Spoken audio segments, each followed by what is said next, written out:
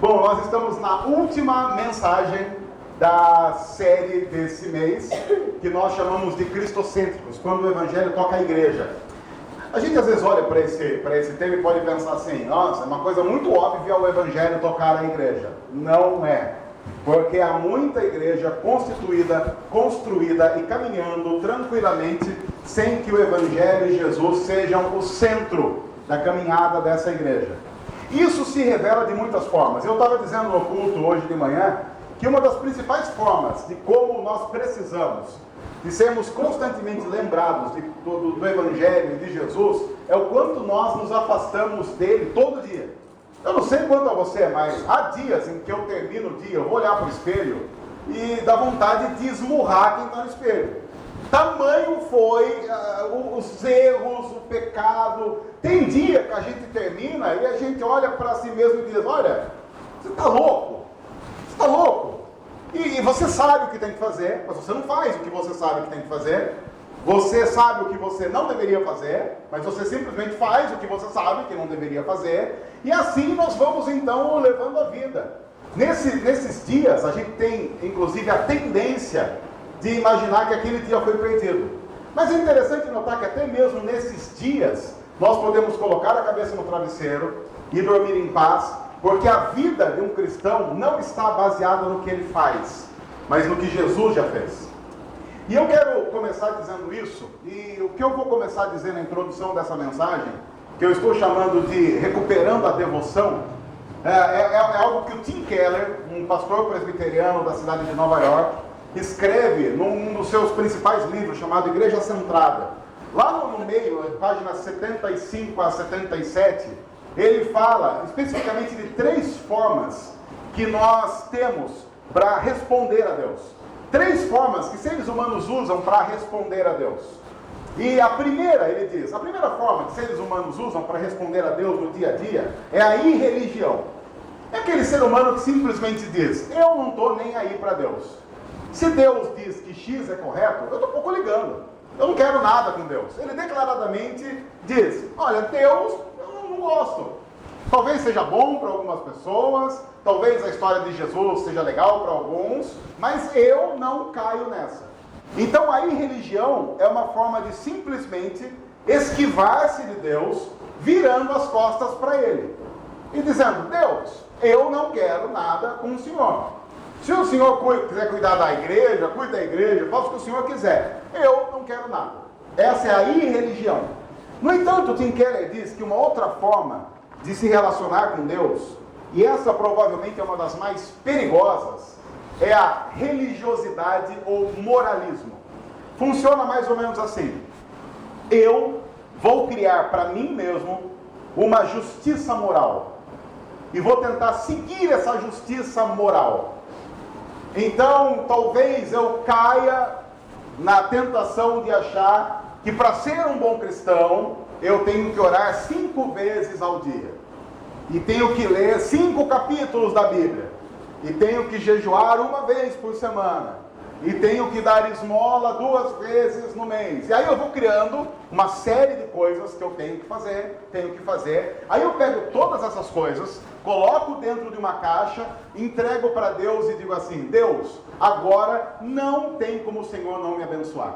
Porque dá uma olhada no que eu fiz. Se o Senhor abrir essa caixa e der uma olhada em tudo que eu fiz, o Senhor vai ter que me abençoar. A religiosidade e o moralismo são extremamente perigosos, porque eles fazem com que você busque a Deus, não para ser salvo, mas que você busque a Deus como um meio de você mesmo obter a sua própria salvação através das coisas que você faz. Alguém aqui já foi a um parque de diversões?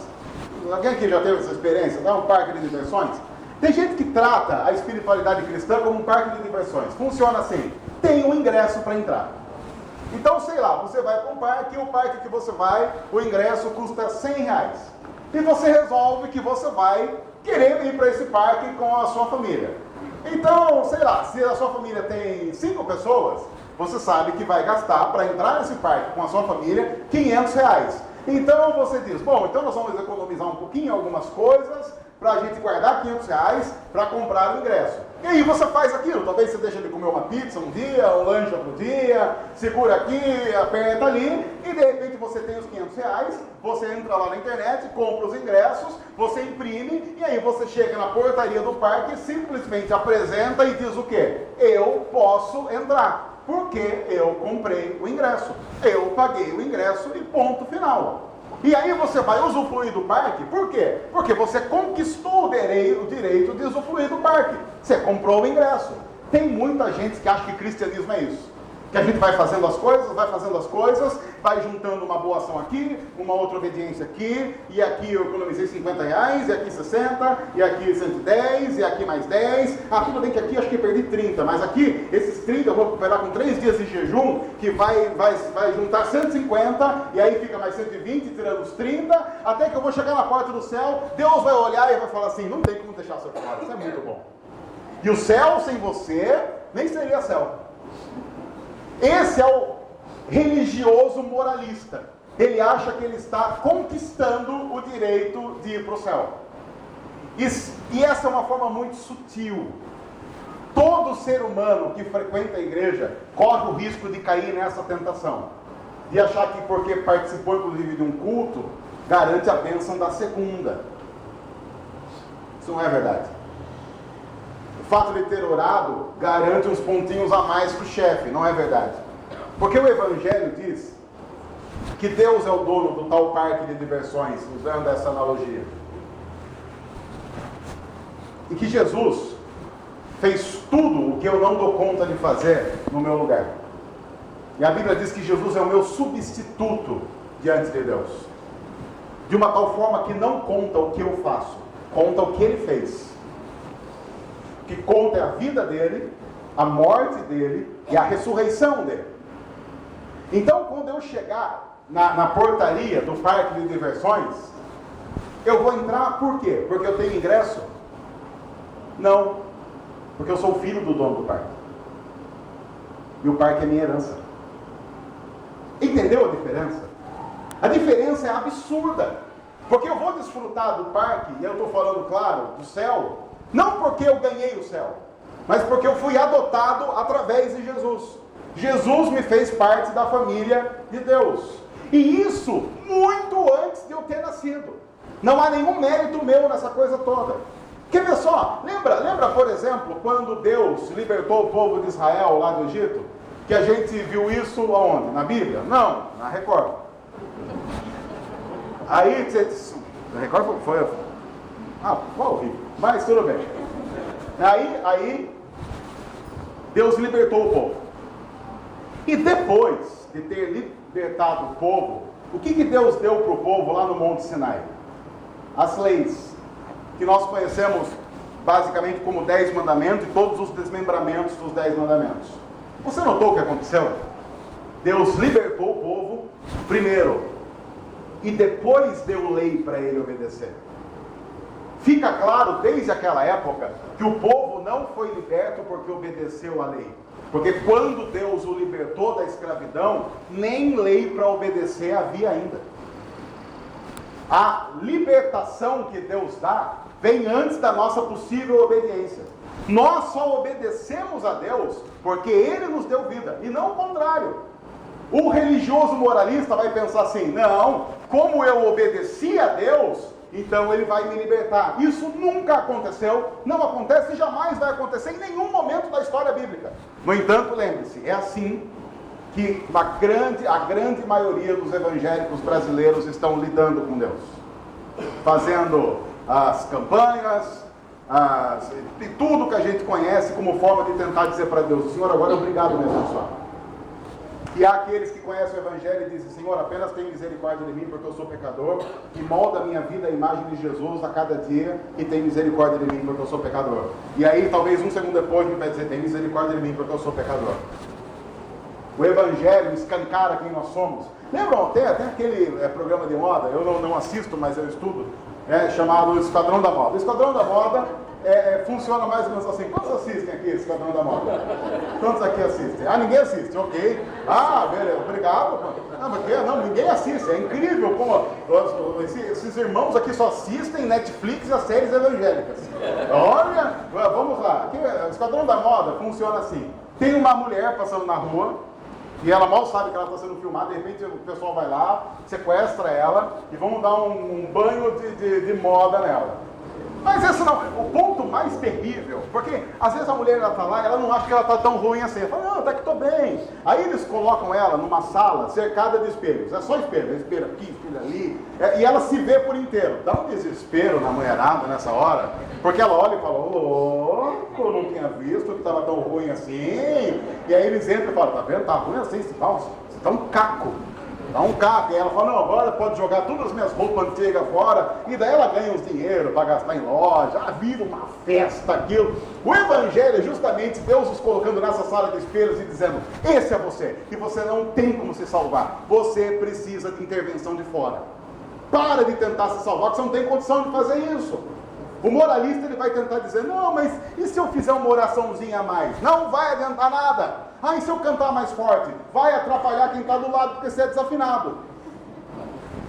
A gente vai então para um texto hoje, em que algumas coisas ligadas à devoção ao nosso Deus, mostram-se simplesmente consequência de quem conheceu o Evangelho. O texto que nós vamos ver é da carta que Paulo escreve aos Tessalonicenses, aos irmãos que viveram em Tessalônica há muito tempo.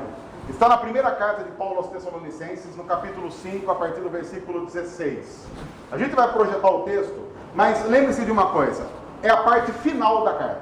Então Paulo já falou sobre o Evangelho, já falou sobre Jesus, e agora ele vai dizer assim, então, se tudo isso é verdade, o que se espera de vocês como resposta ao que Jesus fez na cruz é o seguinte. E aí então ele vai dizer e vai falar sobre aquilo que nós vamos conversar essa noite. A primeira coisa que Paulo diz é, alegrem-se sempre. Esse é o primeiro texto, e aí você pode olhar para ele e falar assim, alegrem-se sempre, que coisa mais óbvia. Mas algumas coisas importantes que eu quero dizer sobre a alegria cristã. A alegria cristã não tem a ver com Red Bull. Se você, de repente, precisar de um up para ficar mais esperto no dia, talvez você tome um Red Bull, porque Red Bull te dá asas. Essa não é alegria cristã. Ou então, eu sei que dizer isso num ambiente cristão é pior do que perguntar do Esquadrão da Moda, porque agora ninguém vai entender mesmo o que eu vou dizer, mas eu vou dizer, você pode procurar no Google depois. Você que está nos ouvindo pela internet, abre uma janela aí do lado, no Google, já, atenção, eu vou falar uma palavra daqui a pouco, você vai procurar no Google, tá bem? Você que está nos assistindo pelo YouTube, você pode fazer isso. Não procure vídeos, procure texto sobre isso. A palavra é bebedeira. Tá vendo? Ninguém sabe. Só falou, o que será que é isso? Bebedeira. Será que é uma praia? Vamos para a bebedeira. Porque você deve ter ouvido falar de gente que entrou nessa da bebedeira. E a pessoa, quando bebe muito, ela diz que ficou o quê? Ela diz que ficou alegre. Mas é mentira. Ela não ficou alegre, ela ficou bêbada. É diferente. Tanto é que ela não ficou alegre quando ficou bêbada, porque tem muita gente que quando fica bêbado faz o quê? Chora. E tem gente que chora mesmo, a pessoa desanda a chorar e abraça todo mundo. Sai abraçando todo mundo. Aquilo também. Eu estou dizendo isso porque a gente precisa pontuar o que Paulo está dizendo. Porque quando a gente fala de alegria, nós estamos no meio de uma cultura, inseridos numa cultura, que a gente vai começar a achar que alegria é aquilo que não é alegria. Uma vez eu vi uma pessoa falando, vou citar o nome, ela falou assim, inclusive, crente é fantástico, porque se você estiver andando na rua e você olhar para alguém e essa pessoa estiver rindo sozinha, tenha certeza que ele é crente e está alegre. Eu falei, que credo? Ele pode ser esquizofrênico. Imagine, você está na Praça José Bonifácio, você vai lá pagar uma conta, você passa do lado de alguém e fala, o que é isso? Dá uma vergonha, você já fica com vergonha alheia. Imagina a pessoa falando, eu estou rindo porque sou crente. Você fala, não. Se alguém perguntar para você na hora, você também é crente, você vai falar o quê? Eu não. Nem sei o que é isso aí, eu não sei. Aí eu não estou por dentro desse negócio. Mas as pessoas acham isso. Não, isso é estar fora do prumo, do equilíbrio. A alegria cristã não é isso, não é nada disso. Porque Paulo até agora está falando do quê? Do Evangelho. E ele diz assim: alegrem-se sempre. Por quê? Porque vocês foram salvos. E quem reconhece que foi salvo e lembra-se disso constantemente na devoção diária, vai ser alegre. Não bobo, não tonto, alegre. Porque o alegre pode inclusive ter momentos de alguma tristeza, e isso não tira inclusive a alegria da vida dele. Isso é importante ressaltar, porque isso coloca em perspectiva algumas coisas da nossa vida. Por exemplo, tem coisas que eu esqueço com muita facilidade. Por exemplo, se você perguntar para mim o que eu almocei na quarta-feira, eu não sei o que eu almocei na quarta-feira. Não sei, mas há algumas coisas da infância que eu não esqueço. Porque algumas coisas são mais traumáticas que outras. Agora imagine uma pessoa que passou por um trauma na infância ou na adolescência, talvez um abuso. Imagine eu chegar para essa pessoa e falar assim: ah, não, você tem que esquecer isso. Não vai esquecer. Alguns traumas, infelizmente, são inesquecíveis. A Bíblia diz que só serão apagados da memória na Nova Jerusalém, onde Deus enxugará dos olhos toda lágrima. Só, mas enquanto nós estivermos vivendo a vida que nós estamos vivendo, nós teremos memória daquilo. E aí a gente olha para esse texto e diz: mas então como é que alguém pode ser alegre sempre? Como é que é possível? Sim, o que Paulo está dizendo é: mesmo os piores abusos têm que ser colocados em perspectiva diante da cruz. O que aconteceu na cruz, mesmo que o abuso seja terrível, e é terrível, tenha sido tratado com muita seriedade, tem que ser tratado com muita seriedade. Ninguém está relativizando abuso, e ninguém está dizendo que abuso não é nada. Pelo contrário, estamos dizendo que é algo gravíssimo, gravíssimo, que marca a vida do ser humano, mas não é maior que a cruz. E mesmo aquele que passe pelos maiores traumas, precisa colocar esses traumas em perspectiva com aquilo que Deus fez com ele na cruz. E aí Paulo diz: a partir da perspectiva das coisas nos seus devidos lugares, é que nós temos a capacidade de ter a alegria do Senhor e a alegria daqueles que são salvos. A alegria daqueles que talvez carregam uma marca, carregam um trauma, mas sabem que a história vai terminar de uma forma vitoriosa, onde Jesus reinará para sempre, nós estaremos para sempre com Ele, e inclusive seremos completamente sarados de todo o trauma que nós tenhamos sofrido. Nós caminhamos para isso. Se o Evangelho é real, é para isso que nós caminhamos. Nós inclusive talvez aqui tenhamos muitas histórias de perdas, pessoas que nós perdemos. Se o Evangelho é real, nós caminhamos para um dia de reencontro. E aí a Bíblia diz: alegrem-se sempre. Mesmo quando lágrimas escorrem, alegrem-se. Porque tudo que o Senhor tem construído na história é maior do que qualquer momento de tristeza. Mesmo que esse momento dure 40 ou 50 anos. E eu chamo de momento porque na perspectiva da eternidade, de vidas eternas, vivendo com Deus a eternidade, 40, 50 anos é apenas um sopro, um momento que viveremos.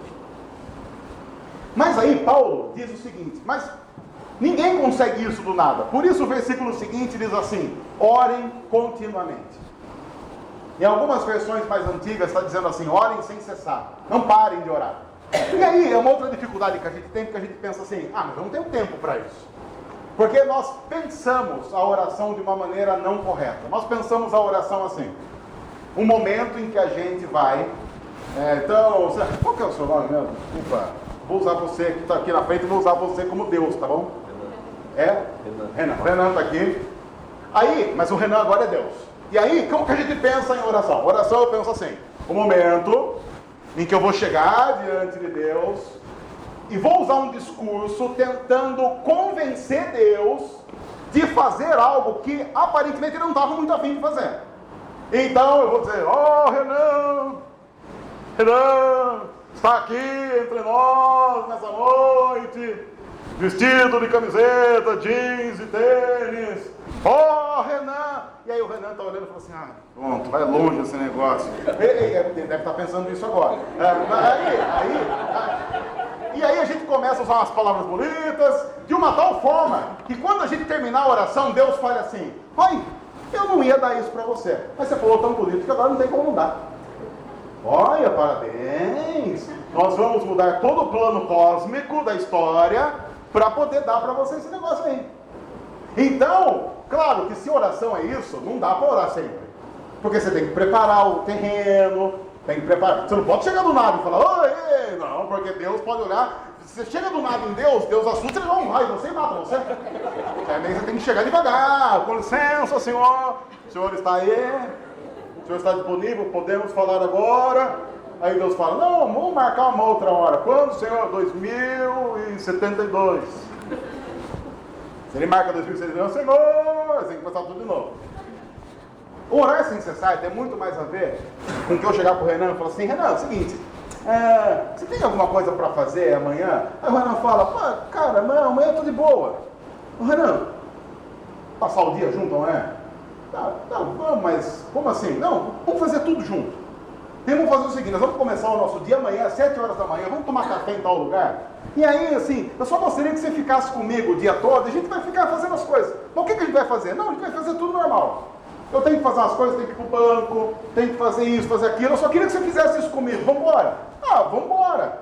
E amanhã às 7 horas a gente se encontra em alguma padaria. O que o Renan não espera, e se ele for minimamente saudável, mentalmente falando, é que então a gente chega lá na padaria, eu vou pegar o pão e falo assim, agora estou aqui diante do Renan, pegando esse pão na chapa com cobertura de requeijão tostado, maravilhoso, e agora eu vou pôr esse pão na boca em louvor ao Renan, que está aqui comigo. Aí o Renan olha e fala, esse cara é louco, mas é exatamente assim que nós oramos. A questão é que a oração é algo que Deus criou primeiramente para nos relacionarmos com Ele e estarmos tão íntimos dele que chega um ponto em que a vontade dele já toma conta da nossa vida, porque nós vamos pegando o jeito de Deus na coisa. Então talvez a coisa mais certa a fazer é dizer, Renan, pô, cara, legal, hein, estamos aqui tomando café, pô, bom esse pão pra caramba, pô, gostoso esse pão aqui, pô, você já comeu esse pão? Não comi, então cara, experimenta aqui. E aí talvez o Renan ele vai falar assim, não, mas o café eu pago.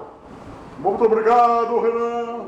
Louvamos ao Senhor Renan, porque pagou o café, que agora tomarei. E se ele for muito bondoso, vou tomar outro. Não, o que se espera se o cara falar assim, cara, vou pagar seu café. E eu tenho que falar, cara, Renan, pô, valeu, obrigado mesmo. Dá um tapa nas costas e vamos embora. Eu estou conversando com o Renan porque ele está ali. Aí talvez a ideia de muitos cristãos mas o Renan está ali. E Deus não está? O problema não é o fato de Deus estar ou não estar presente. É que nós não estamos ligados nisso. Porque Deus está presente. Mas nós vivemos o dia a dia como se Ele simplesmente não estivesse. Quando Paulo diz, orem sempre não tem jeito de ir intercalando conversas com Deus de uma maneira informal no meio do dia, já que nós sabemos que Deus está ali. E aqueles que vão tendo essa devoção, vão começando a aprender, inclusive, muita coisa sobre Deus que a gente não aprende quando fazemos discursos sobre Deus. O que eu fico louco é que muita gente que diz que está orando, na verdade não está orando, está discursando sobre Deus para ele mesmo. E não tem conversa, não tem diálogo, não tem intimidade nenhuma. Aí Paulo diz, orem continuamente, façam isso. Talvez a gente possa pensar, mas me dá um outro bom motivo para fazer isso. A Bíblia manda, pronto. A Bíblia diz para fazer isso. Então faça isso. Você já notou pessoas que vivem juntas, como elas vão pegando o jeito uma da outra? Já notou? Quem é casado há um bom tempo, você pode nem notar, mas você está pegando o jeito trejeitos da sua esposa. E você está pegando o seu marido. Se você tem uma amizade boa há um bom tempo, tem frases que só vocês dois entendem. Tá ligado? Piada interna. Às vezes você está sentado com um casal assim, sai do casal, vai comer uma pizza, aí rola uma piada interna. Você sabe que tem uma coisinha ali, mas é coisa do casal. E aí você até fala, vai começar com piada interna aqui. Por quê? Porque eles são íntimos. É complicado porque tem um monte de crente que não tem piada interna com Deus. Não tem piada interna com Deus, porque não tem nenhum tipo de intimidade com Ele. quando a gente ora sem cessar, e pratica isso na devoção, a gente vai adquirindo isso na suavidade e na tranquilidade da vida. E aí Paulo continua dizendo, e aí ele diz algo que pode parecer muito estranho para a gente: deem graças em todas as circunstâncias, pois esta é a vontade de Deus para vocês em Cristo Jesus.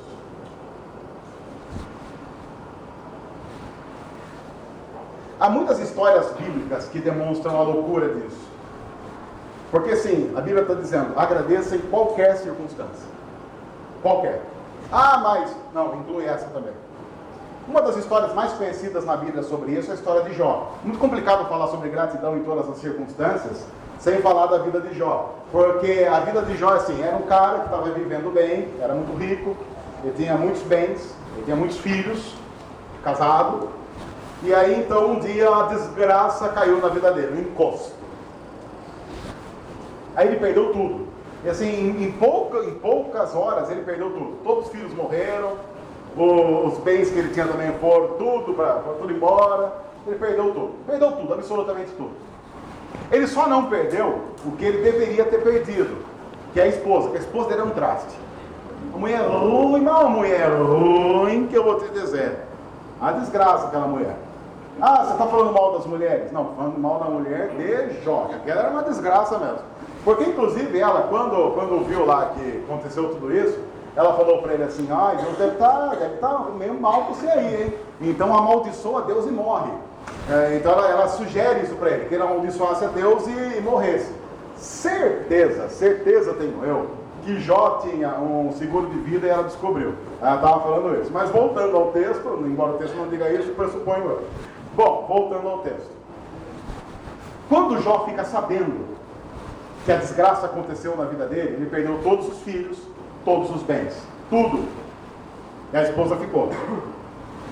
Então ele perdeu tudo. A Bíblia diz que ele rasga as vestes, ou seja, ele não está bem. Ele não está bem. Ele não é um cara alienado que perdeu tudo e diz, beleza, a gente reconstrói, o importante é ter saúde. Não, porque ele perdeu os filhos também. Há algumas coisas que Jó perdeu que não tem como recuperar. Não tem. Ele rasga as suas vestes, era um sinal público de luto. Ele coloca cinza sobre a cabeça, também nesse sinal público de luto. E aí a Bíblia diz que ele se ajoelha, ele se prostra e faz o quê? Ele adora a Deus. A Bíblia diz que ele adora a Deus e diz assim, Deus deu, Deus tirou. Bendito seja o nome do Senhor. Isso é louco. Isso é completamente louco, porque mostra um cara que tem a plena convicção de que Deus sabe o que está fazendo e que de nós não temos muita ideia do que Deus está fazendo e por isso simplesmente dizemos, o Senhor sabe. O Senhor sabe. Nós não sabemos, o Senhor sabe. Bendito seja o nome do Senhor. Imagine que você tem um filho e esse filho, sei lá, de 8 anos, 7, 8 anos, chega para você e fala assim, pai, quero uma moto.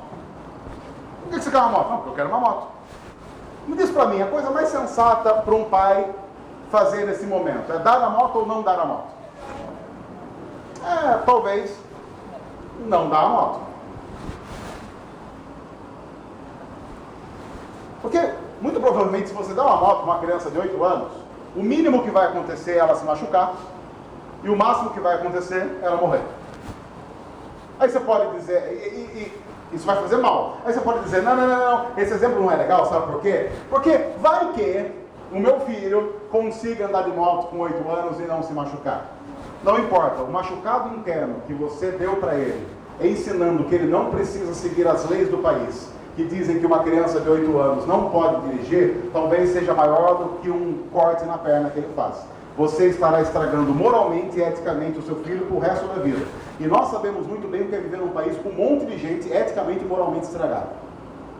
Então, de qualquer forma, um pai não deveria dar uma moto para um filho de 8 anos. E é o que Deus faz muitas vezes com a gente. Como a gente não ora continuamente, não entende muito bem Deus, de repente a gente consegue uma reunião com Deus, e como não entende muito bem ele, chega para pedir uma moto. Como você acha que vai ser a única resposta possível de Deus? Não. Mas talvez o seu filho tenha um vizinho que goste muito dele. E aí o seu filho de 8 anos vai para o vizinho e fala assim, você não sabe o que aconteceu, meu pai não deu uma moto para mim. E aí o vizinho fala assim, Ah, mas eu dou.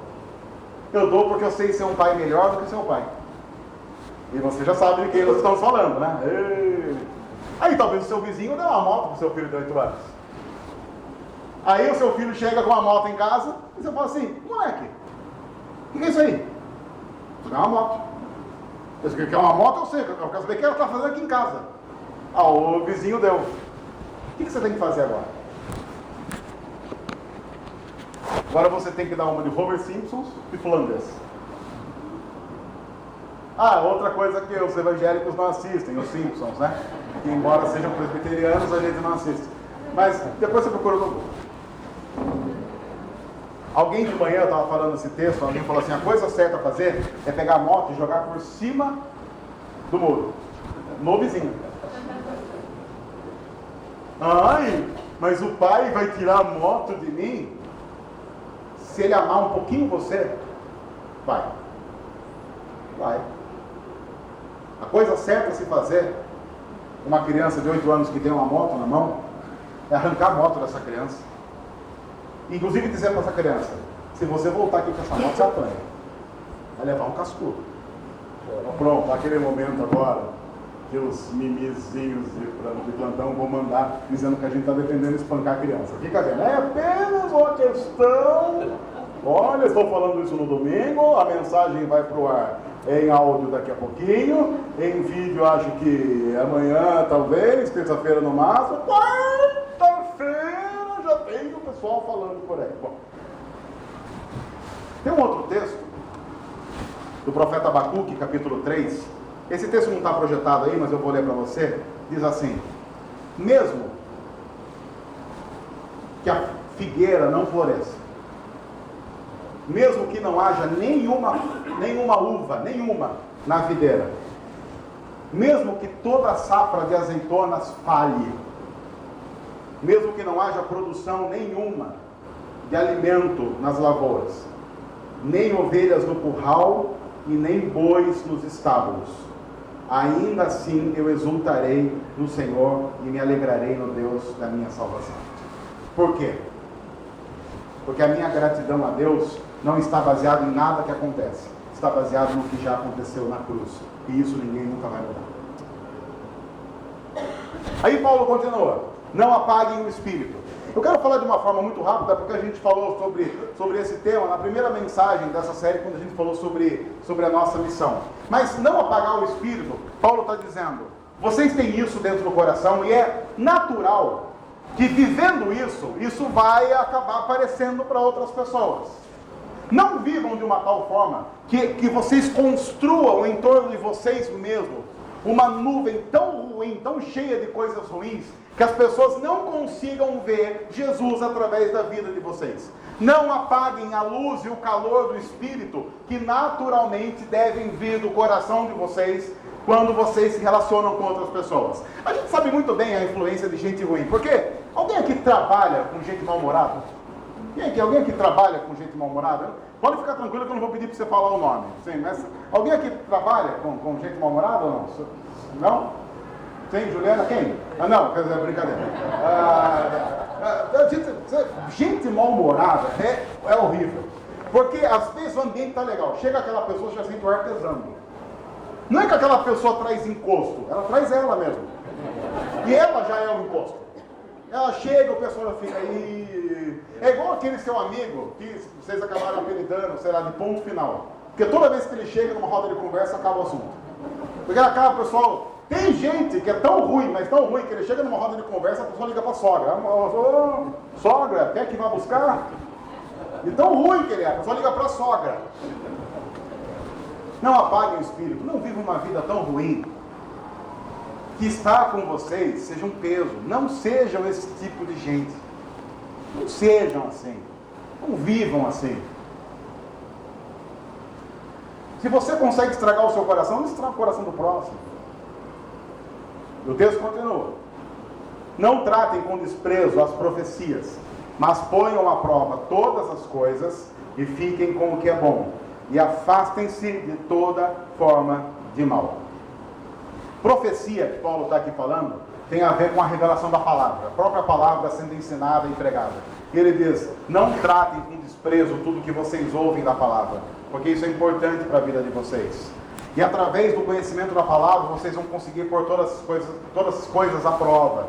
Analisem, sejam criteriosos, não sejam cri-cris, não sejam críticos sem razão, sejam criteriosos. Cuidado com o mundo em que vocês vivem, cuidado com a cultura em que vocês estão inseridos, porque a nossa cultura constantemente vai nos mover e nos direcionar contra Deus. Então tenham muito cuidado com isso.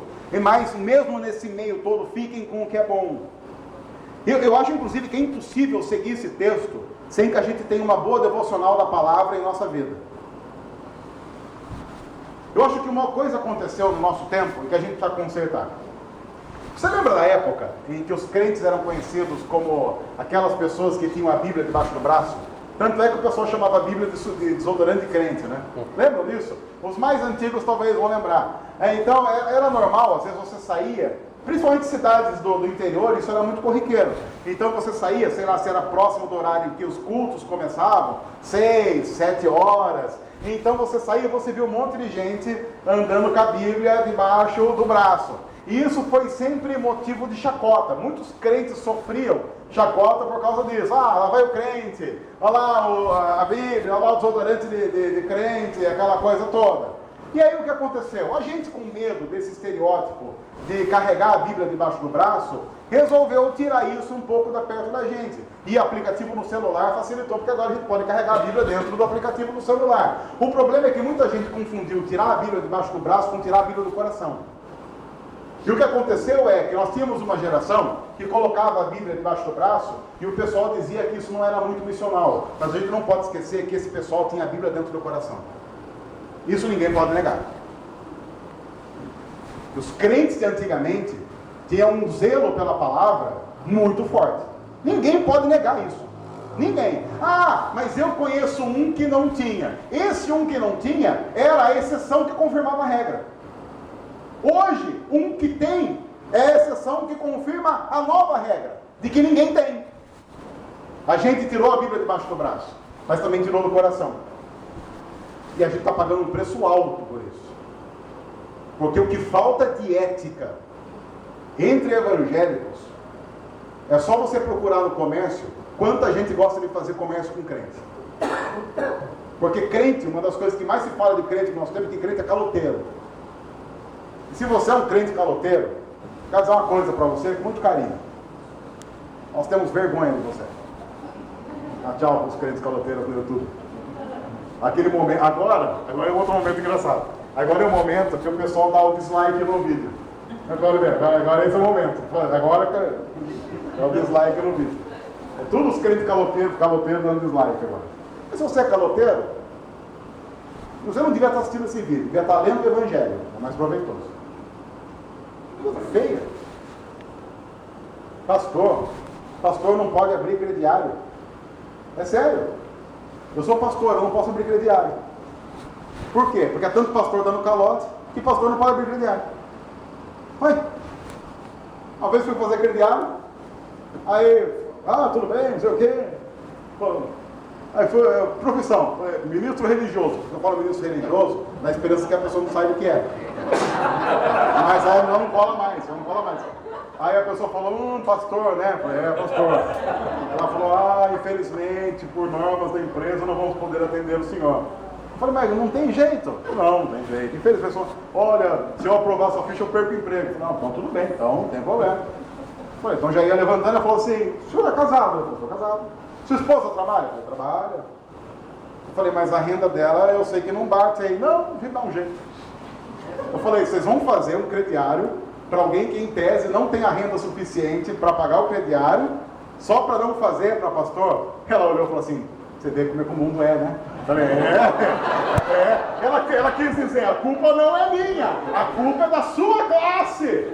Resolva entre os seus. Uma vergonha. Afastem-se de toda forma de mal, diz a palavra. O mal pode se manifestar de muitas formas, fuja de todas. No entanto, aqui cabe um detalhe. A gente se distanciou tanto da palavra que a gente já não sabe nem o que é mal mais. E tem muito crente dizendo que é bom aquilo que é mal. Mas também tem muito crente dizendo que é mal aquilo que é bom. Uma bagunça. Uma bagunça porque a devoção tirou de nós a capacidade de sermos criteriosos a partir da palavra. E isso mata a gente.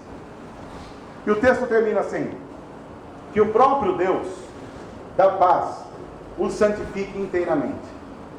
Que todo espírito, alma e corpo de vocês seja conservado irrepreensível na vinda do nosso Senhor Jesus Cristo. Aquele que o chama é fiel, e ele fará isso. Sabe o mais legal desse texto? É que muito provavelmente você não vai dar conta de praticar amanhã. E eu sinceramente nem espero isso, viu?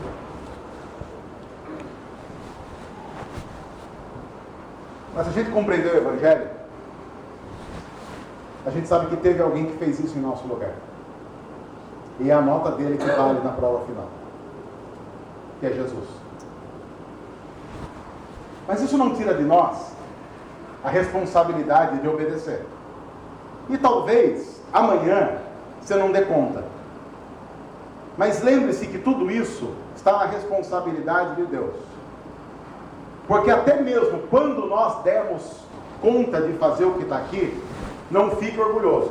Porque a Bíblia diz que quando isso acontecer, foi Deus que fez. Até mesmo a nossa obediência não é uma obediência ativa, é uma obediência passiva. Nós obedecemos em resposta ao nosso Deus, para que no fim toda a glória seja somente dele. Toda a glória é dele. Todo louvor é para ele.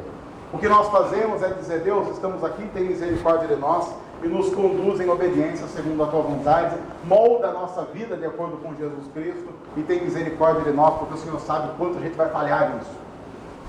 Nos ajuda, Senhor. Aquele que nos chama, a Bíblia diz, é fiel. E é Ele que vai fazer isso. É Ele que vai fazer. Talvez você chegue em casa hoje e diga, olhando para o espelho: não foi bom. Aí Deus vai dizer: mas a nota que conta é a de Jesus. E amanhã, e depois, até o dia em que nós estaremos frente a frente com Jesus, aí a gente vai poder dar aquele caloroso abraço de 100 anos e dizer ao nosso eterno: muito obrigado. Toda a glória ao Cordeiro de Deus. Deus, obrigado por tua palavra. Nós louvamos ao Senhor por ela. Pedimos que o Senhor nos ajude a viver os princípios dela, mas que façamos isso pela motivação correta. Não querendo ganhar nada do Senhor, mas sabendo que já fomos alcançados pelo Senhor na cruz. Nós entregamos nossas vidas em devoção ao Senhor, pedindo que o Senhor cuide de nós. Em nome de Jesus. Amém.